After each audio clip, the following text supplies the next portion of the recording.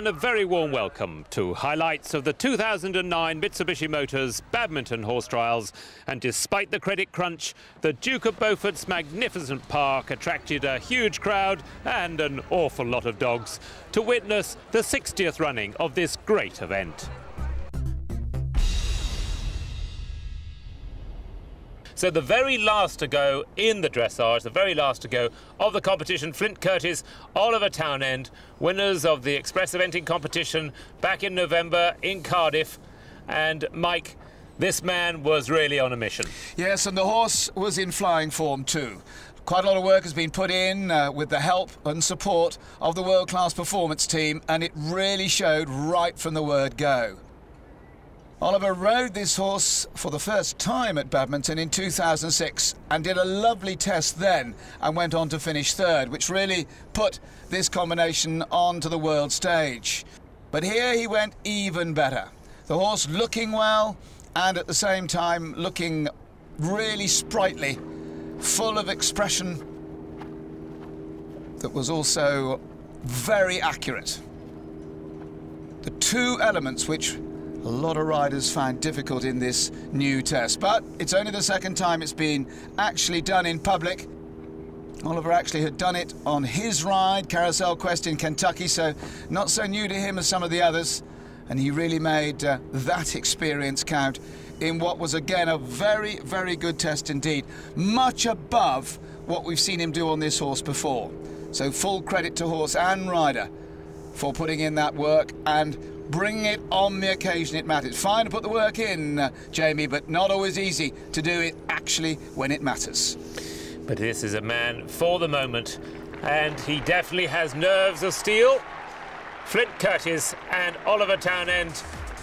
There we go, in third place, behind Karen Donkers and Gazelle de la Brasserie and Lucy Vickers-Mara-Chabrac. Oliver Townend in third and Emily Baldwin, drive time in fourth.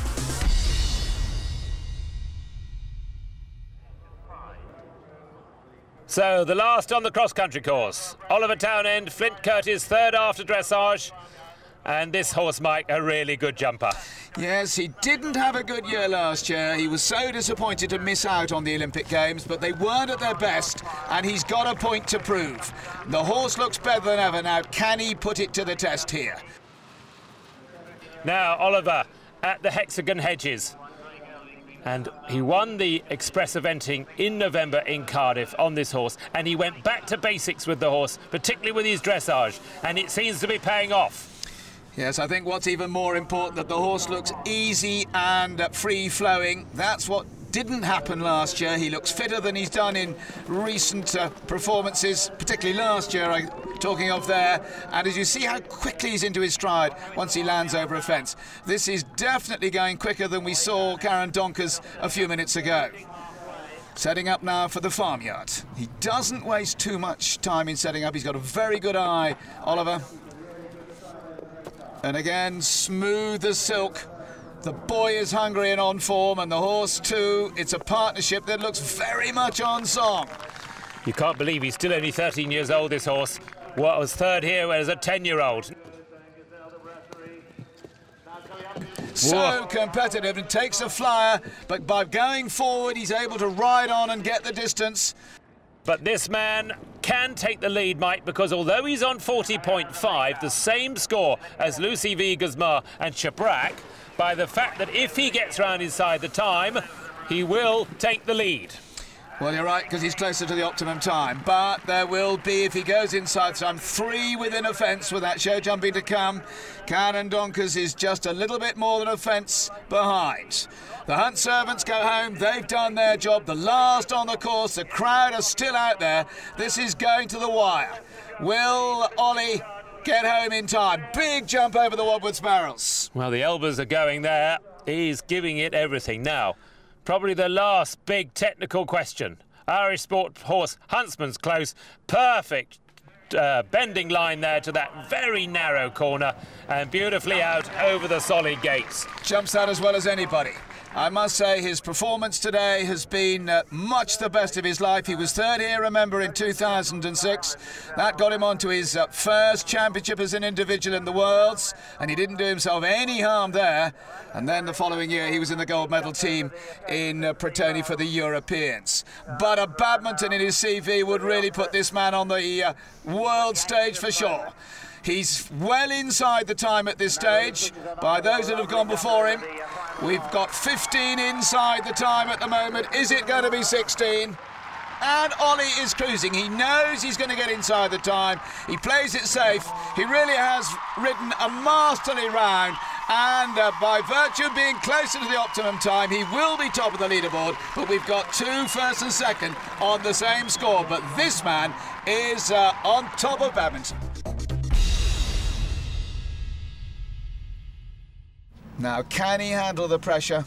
This is normally a pretty good phase. Flint Curtis, owned by Edward and Robert Nicholson, can have the odd one down. He can afford one, as Jamie said, but not anymore. To stay ahead of William Fox-Pitt, William and Hidalgo.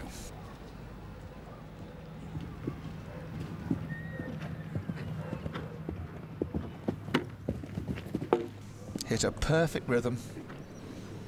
Horse looks still spot on, fresh, enjoying it. Ken Clausen, who for many years has been Britain's show jump coach. Oh, and there's one gone. And he really flattened that. He did, and it's a long way still to go not to have another. Here comes the combination.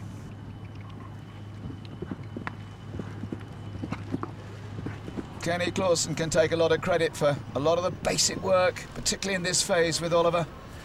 He'll be here, and he'll be biting his fingernails, as will many others. He would be, I think now, a very popular winner, because he's done it in such style so far.